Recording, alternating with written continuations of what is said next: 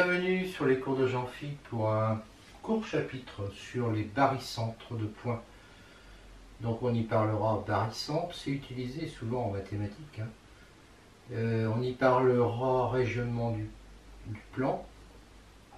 On y parlera indépendance affine. Voilà. On essaiera peut-être de faire un lien avec la physique à la fin du chapitre.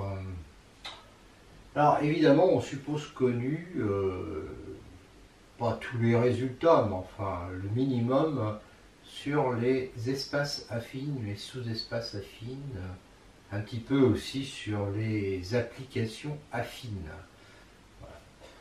Alors, barycentre c'est quoi? Eh bien on se donne n points A1 jusqu'à AN, des points de l'espace affine, et on se donne des scalaires, chaque alpha i étant associé à un point AI.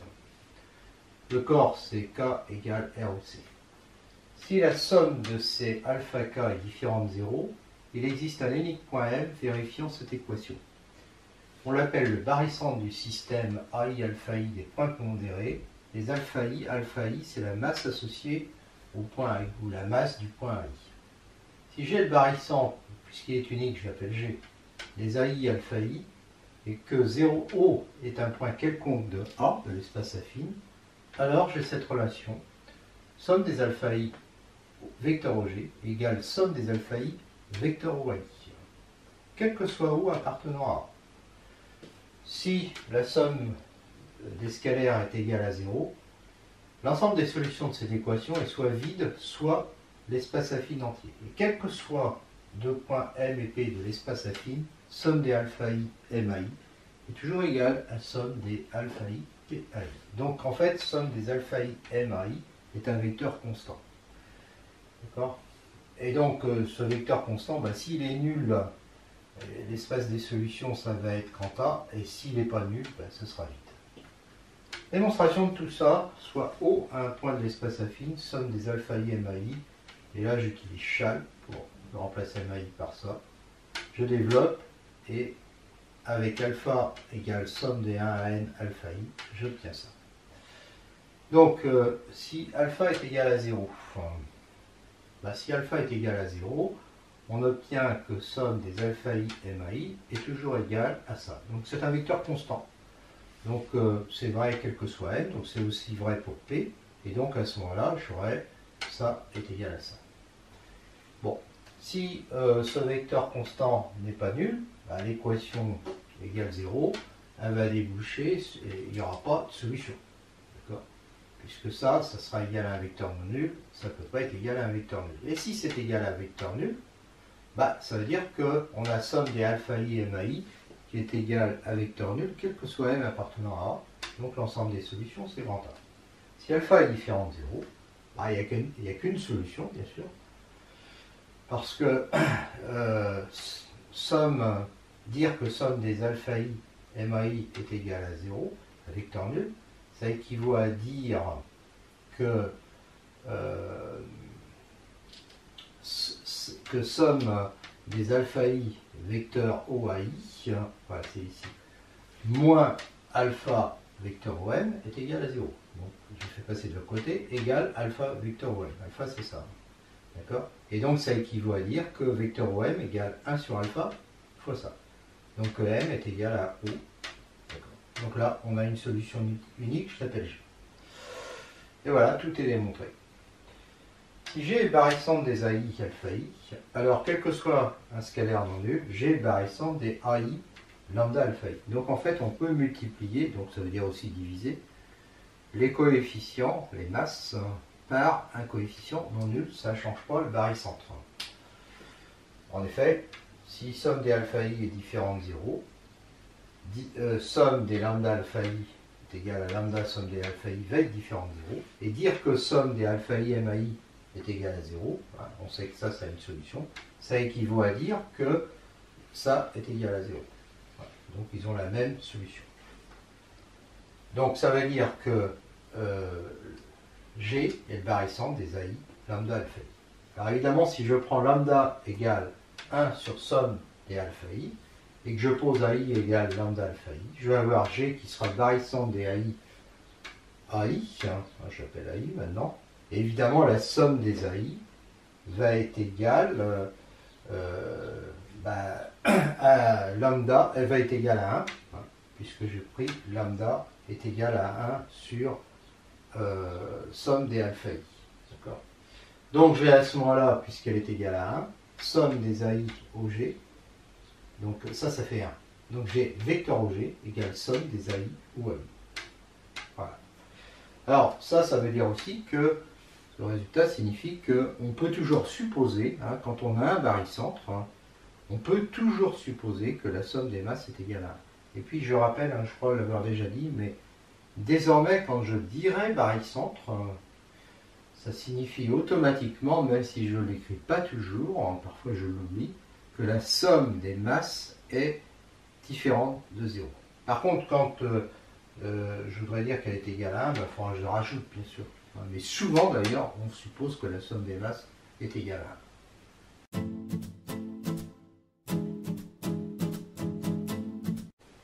Une remarque, on a vu que si on se donne donc n points et n scalaires, et que la somme des scalaires est différente de 0, on a vu que si G est barycentre des alpha I, des AI alpha I, alors le vecteur Mg est égal à 1 sur alpha somme des alpha I MAI, quel que soit le point M appartenant à A.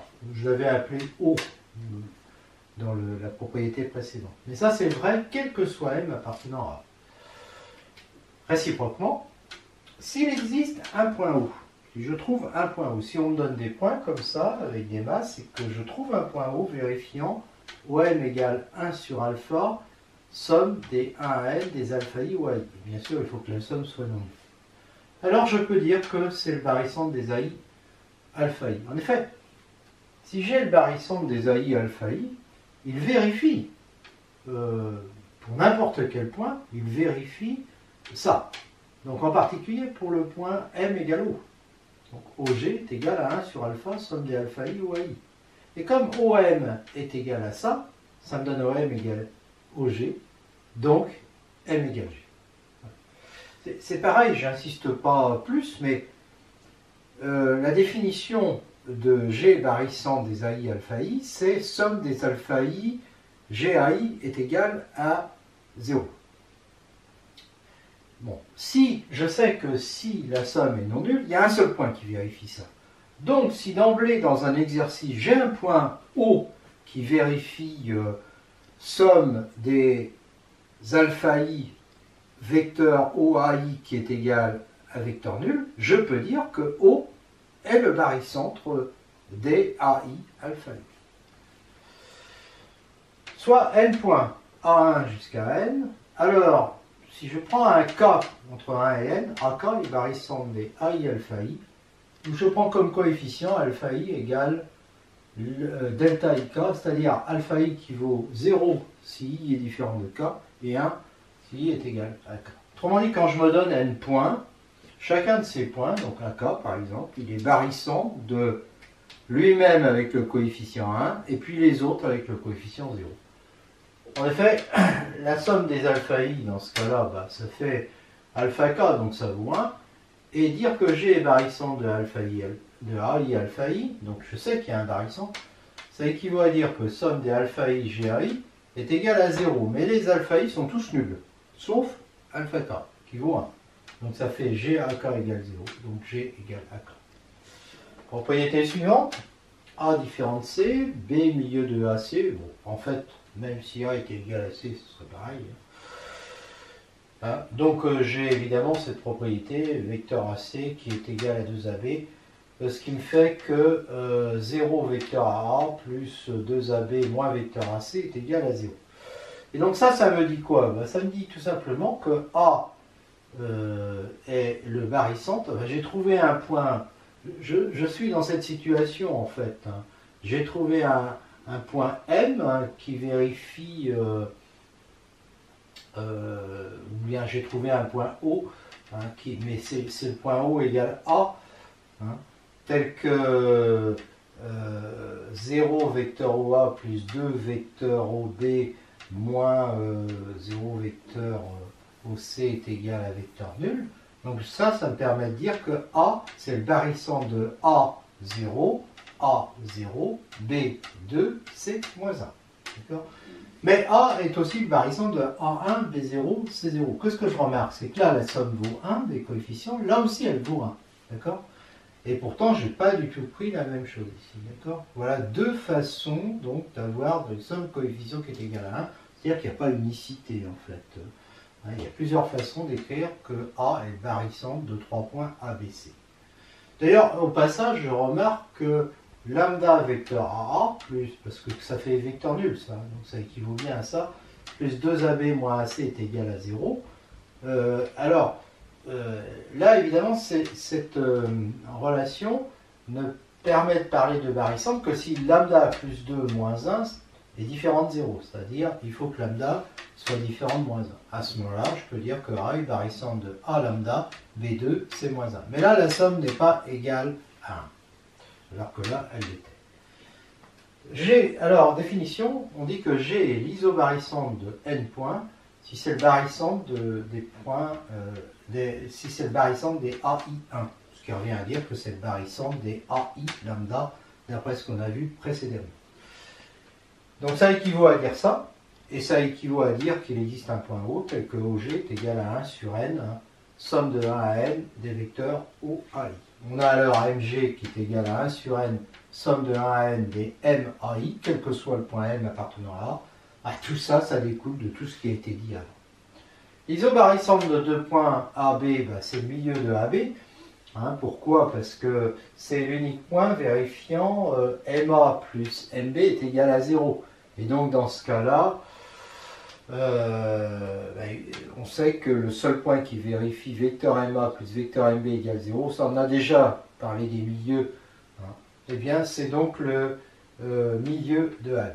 Donc on retrouve alors de ça, on va en déduire que quel que soit un point M, puisque I est l'isobarycentre de AB, on va avoir MI est égal à 1 sur 2 MA plus MB. Résultat qu'on sait retrouver sans la théorie des barycentres. C'est facile de retrouver ça quand on a des milieux. Il suffit de mettre I entre A et B, de toute façon. Si A, B, C est un vrai triangle, j'entends par vrai triangle 3 points qui ne sont pas alignés. Alors les trois médianes sont concurrentes en G, isobarycentre de ABC. Alors il y a des tas de façons de démontrer ça. Là je démontre avec le barycentre. J'ai fait un chapitre, une vidéo consacrée aux médianes où je raconte des tas de choses que je ne verrai pas ici sur les médianes d'un triangle. Bon. Je refais rapidement cette démonstration. Vecteur GA plus vecteur GB plus vecteur GC égale 0, ça donne que GA. Alors ça c'est quoi? Eh bien ça, je vais appeler A' le milieu de BC. Je vais dire que GB plus GC, ça fait 2GA', puisque GA', vecteur GA' égale 1 demi de GB plus GC, d'après ce que j'ai vu avant. Donc ça me fait ça. Et donc, en faisant apparaître le vecteur A' ici, ça me fait ça. Et donc, en séparant, ça me fait que G, c'est A plus 2 tiers de A'. Ce qui montre que G appartient à la médiane A'. Alors après, je fais la même chose avec C' milieu de AB, avec B' milieu de AC. Je vais obtenir que G appartient aussi à la médiane BB' et à la médiane CC'. Donc j'ai trouvé un point, le point G, qui appartient aux trois médianes. Alors évidemment, comme ne serait-ce que deux médianes sont concurrentes, je ne vais pas rentrer dans les détails non plus, j'ai fait un chapitre là-dessus. Eh bien, j'en déduis que, comme deux médianes sont séquentes, j'en déduis que c'est bien l'unique point. L'unique point. Voilà. Alors, sinon, on pourrait aussi ne pas connaître les barycentres, démontrer d'une autre façon avec des parallélogrammes que G est que les trois médianes sont concurrentes en G. C'est ce que je fais dans le fameux chapitre consacré aux médianes. Et puis, à partir de là, retrouver que G est l'isobarycentre de AB.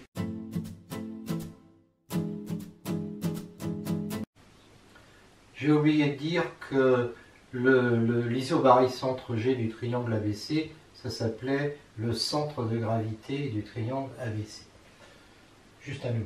Théorème d'associativité maintenant, on va en voir deux versions. Une première version simple, hein, soit une famille AI alpha I, donc de points masse, hein, et on va la diviser en deux. Donc on divise l'ensemble des I entre 1 et N hein, en une partition x1 union x2. Donc x1 non vide, x2 non vide. Donc il y a des I qui appartiennent à x1, des I qui appartiennent à x2. On suppose que la somme des masses est différente de 0, je l'appelle bêta, que la somme des masses pour I appartenant à x1 est différente de 0 aussi, je l'appelle bêta 1, et idem pour bêta 2. Soit G, G1, G2, les barycentres des alpha I, des AI alpha I quand I appartient à X, c'est-à-dire I allant de 1 à N, quand I appartient à X1, quand I appartient à X2. Je peux tous considérer les barycentres puisque bêta est différent de 0, bêta 1 aussi, bêta 2 aussi. Alors G est le barycentre de G1 bêta 1, G2 bêta 2. Autrement dit, j'ai divisé ma famille en deux et je remplace chacune des deux sous-familles par leur barycentre. Donc je transforme un barycentre de n points en un barycentre de 2 points. Démonstration, je prends un point O de l'espace affine, et bien j'applique la formule bêta OG qui est égale à la somme des alpha I ou AI quand I appartient à X, c'est-à-dire de 1 à N. Et je sépare en deux, hein, puisqu'il y a une partition. Et donc là, la première, eh bien, du fait que G1 est le barycentre des AI alpha I, je remplace ça par la somme des alpha I qui vaut bêta 1 au G1, plus, pour celle-là, bêta 2 au G2. Et comme bêta 1 plus bêta 2 qui vaut bêta est différent de 0, eh bien, j'ai bêta au G qui est égal à ça, ce qui veut bien dire que G hein, est égal au barycentre de G1 bêta 1, G2 bêta 2. Généralisation. Et ainsi je prends donc n points, mais cette fois-ci une partition en P ensemble, non vide. Bon, j'ai la même chose. Hein. Bêta, la somme totale qui est non nulle. Pour chaque K, la somme totale des masses qui est non nulle. Je l'appelle bêta K, la somme des alpha I quand I appartient à XK. J'ai le barycentre de tous les points. J'ai K le barycentre des AI alpha I quand I appartient à XK. Alors G le barycentre des GK bêta K pour K compris entre 1 et P. Donc là il y a P barycentre à considérer. Et ça je peux le faire parce que la somme des bêta K ça fait bêta donc c'est non nul. Donc démonstration c'est la même. Hein. Bêta au G égale cette somme que je sépare en deux. Somme de K égale 1 à P de somme pour I appartenant à XK des alpha I au AI. Et comme ça c'est égal à bêta K au GK, j'obtiens bien, puisque somme des bêta K fait bêta, j'obtiens bien que G est le barycentre des GK bêta K. Exemple, dans un triangle ABC, le centre de gravité, hein, donc c'est l'isobarycentre de ABC, c'est le barycentre de A1, A'2. C'est le barycentre de A1, B1, C1. Donc là, je remplace B1, C1 par A'2. Hein, A' barycentre de B1, C1. Pardon. Donc, A' milieu de BC. Voilà. Milieu de BC. Et donc, je vais obtenir que, puisque G est le barycentre de A1, A'2, hein, vous voyez, donc là j'ai remplacé, j'ai mis 2 parce que c'est la somme des masses. Et donc ça va me faire que, quel que soit le point O, 3OG est égal à 1 OA plus 2 OA', et si je remplace O par A, pour annuler ici, ça me fait 3AG égale 2AA', et donc AG égale 2 tiers de A', je retrouve le résultat. Remarque, si A est différent de B, G barycentre de A et de B, donc A plus B différent de 0, ça implique que G appartient à B, bah, c'est évident. Hein.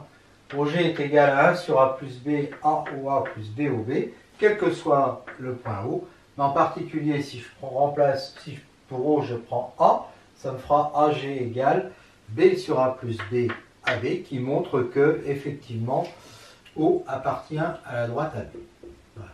Et maintenant, si au lieu de prendre 2 points, je prends un vrai triangle ABC, eh bien j'ai le barycentre de AB, j'ai un barycentre de ABC. Alors G va appartenir à l'unique plan qui contient ABC, et que je note comme ça. En effet, quel que soit le point O, OG égale 1 sur A plus B plus C, AOA plus BOB plus COC. Si je remplace O par, si pour O je prends A, ici ça sera nul, et ça me fera AG égale B sur A plus B AB plus C sur A plus B plus C, pardon, AC. D'accord, donc ça veut dire que G c'est A plus ces deux vecteurs-là qui dirigent le plan ABC, et donc G appartient bien à ce plan.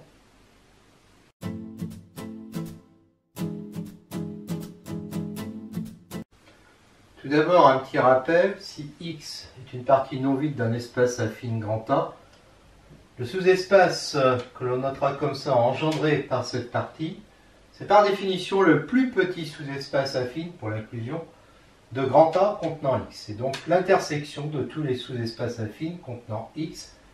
Et si A est un point de X, le sous-espace affine engendré par X, il est défini par le point A et par le sous-espace H de la direction de grand A engendré par les vecteurs AM, M appartenant à X. Donc ça a été dit dans le chapitre sur les espaces affines.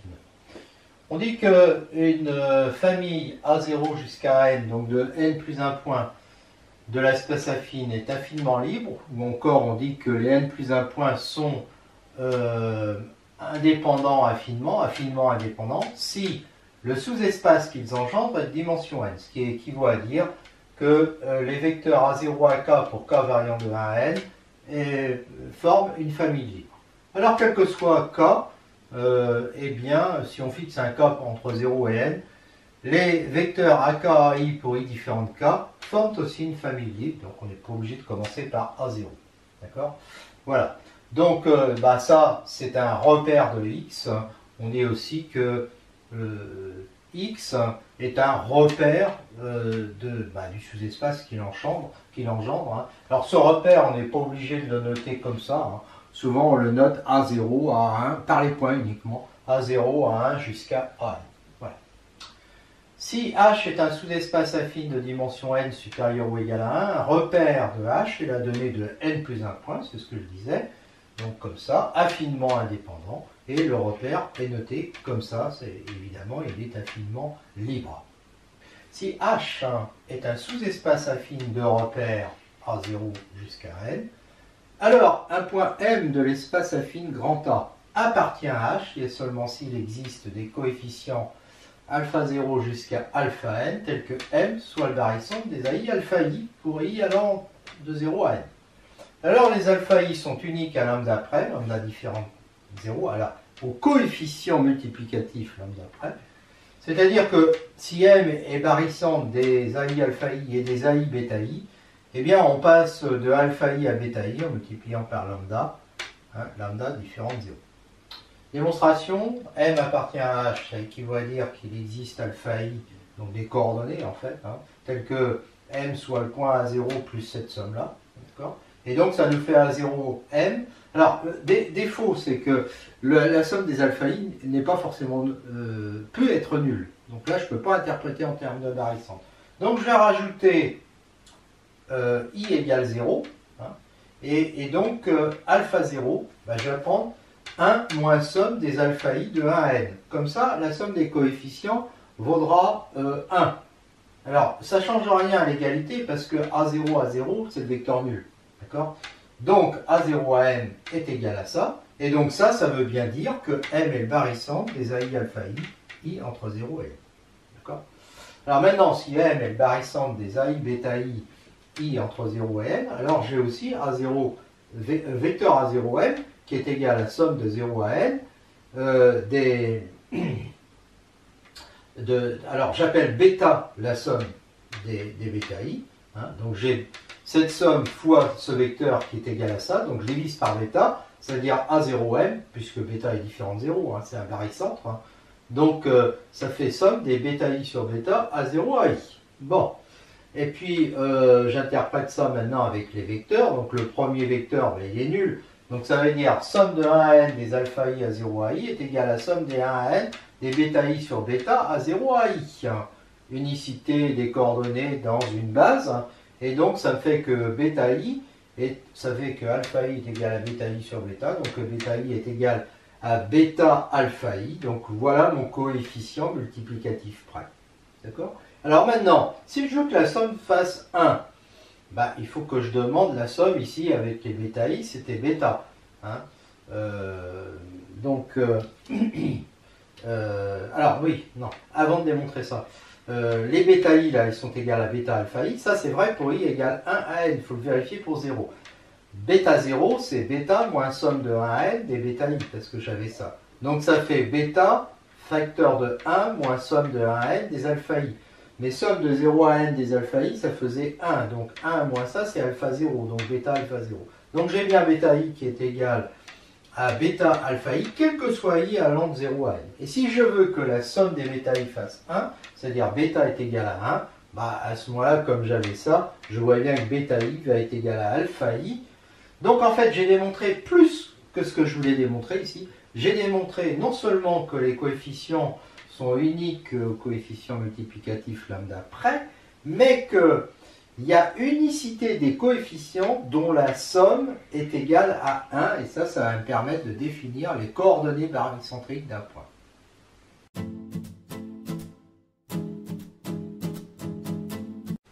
Alors ce que nous venons de démontrer, c'est que relativement à un repère affine, un point peut s'écrire de façon unique comme barycentre des AI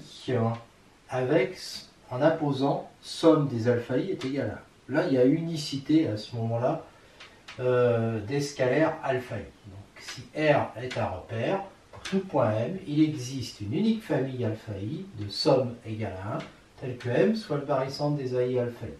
On dit que les alpha i sont les coordonnées barycentriques de M dans le repère, et on notera M égale somme de 0 à n des alpha i AI. Exemple, si A est différent de B, que I est le milieu de AB, eh bien I est, ses coordonnées barycentriques, c'est 1 demi, 1 demi. Donc I égale 1 demi de A plus 1 demi de B. Hein, parce que I est le barycentre de A1, B1. ABC, si ABC est un vrai triangle, son centre de gravité c'est le barycentre de A1, B1, C1. Et donc, ces coordonnées barycentriques, ça va être 1 tiers, 1 tiers, 1 tiers. G égale 1 tiers de A, plus 1 tiers de B, plus 1 tiers de C. Remarque, si A0 jusqu'à N est infiniment libre, alors dire que M est égal à somme de 0 à N des alpha I AI, donc, avec somme des alpha I est égal à 1, ça équivaut évidemment à dire que OM est égal à somme de 0 à n des alpha i au à i. Donc là aussi, évidemment, la somme des alpha i est égale à 1. Bon, ça c'est évident, hein, c'est la traduction de dire que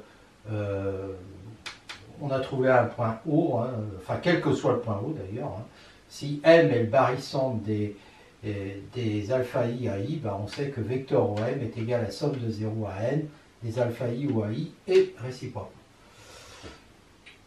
Parce que ici, là devant le OM, il y a bien la somme des alpha i qui vaut 1.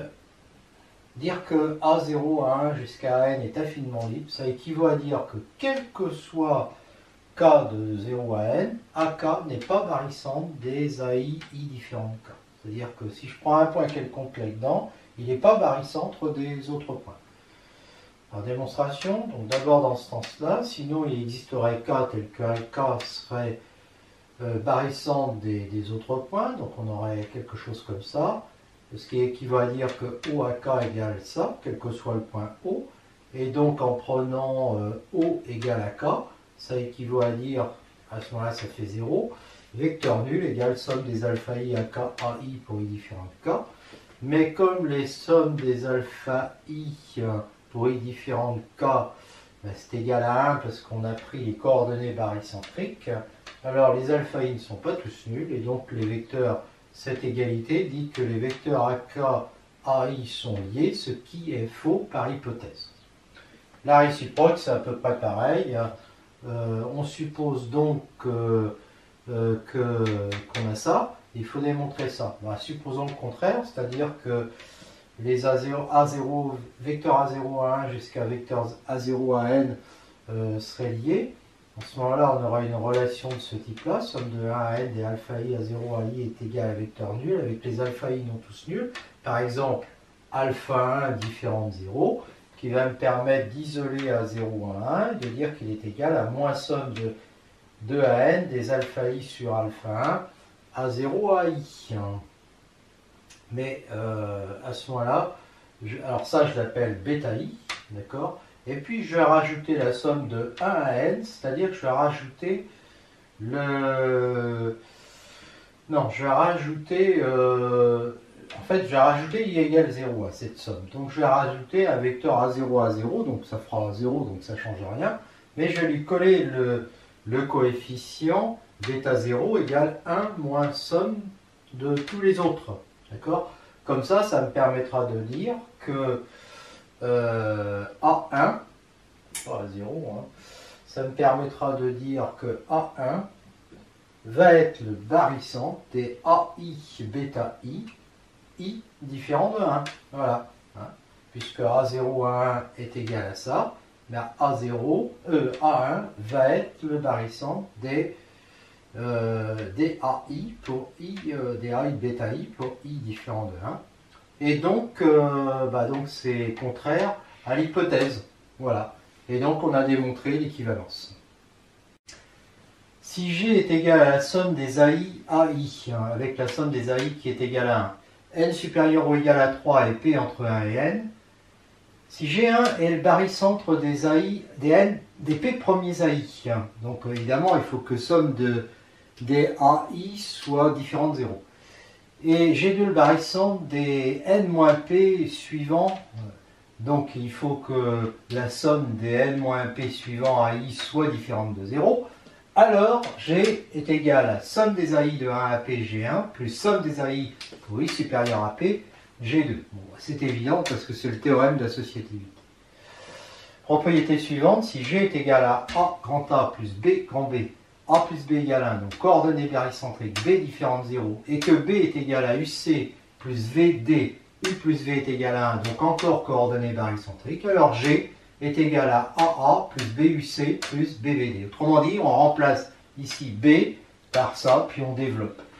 Soit grand H, ça, c'est-à-dire AA plus BUC plus BVD. C'est possible parce que BU plus BV, ça fait B vecteur de U plus V, mais U plus V fait 1. Donc ça fait A plus B est égal à 1, donc voilà. Soit alors M, le barycentre, d'après ce qu'on a vu avant, M, le barycentre de CBU et DBV, et bien ce barycentre, je l'appelle M. À ce moment-là, j'ai H qui est égal à AA plus B, parce que la somme de BU plus BV, ça fait B, BM. D'accord? Alors, M est donc le barycentre de C, je peux diviser par B puisqu'il est non nul, de CUDV. Et le barycentre de CUDV, c'est de CUDV, eh bien c'est B. Donc M égale B. Donc, ça veut dire que H ici va être égal à AA plus, alors là il faut que je prenne la somme, donc c'est BU plus BV M, M c'était le barycentre ça, mais M c'est B. Donc ça fait AA plus, alors ce truc là ça fait B, d'accord, et M c'est B. Donc ça fait A grand A plus B grand B. Et ça c'est G. D'accord? Donc H est égal à G, et comme H c'était ça, eh bien on a donc G qui est égal à A grand A plus BU grand C plus BV grand D.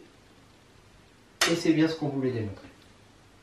Propriété, on a un triangle ABC, O, le barycentre de ABC, donc les coordonnées barycentriques de O dans ABC, c'est A, B et C, donc A plus B plus C égale 1. Petit 1, A égale 0 équivaut à O appartient à BC, B égale 0 équivaut à O appartient à C, C égale 0 équivaut à O appartient à la droite AB. Petit 2, on suppose que A, B et C sont tous les trois non nuls. A est égal à 1 équivaut à B plus C égale 0, ça c'est évident. Équivaut à AO parallèle, droite AO parallèle à BC. Petit b, A différent de 1 équivaut à B plus C différent de 0, équivaut à AO et BC sont séquentes en A', alors A' est variessante de BBCC. Démonstration. J'ai cette relation-là. Si A est égal à 0, j'en déduis que j'ai ça. Et là, j'introduis le point B entre O et C, j'applique Chasles. Et j'ai ça. Et comme B plus C est égal à 1 moins 1 moins A et que A vaut 0, ça fait 1. Ça fait vecteur OB égale moins CBC, donc O appartient à la droite BC.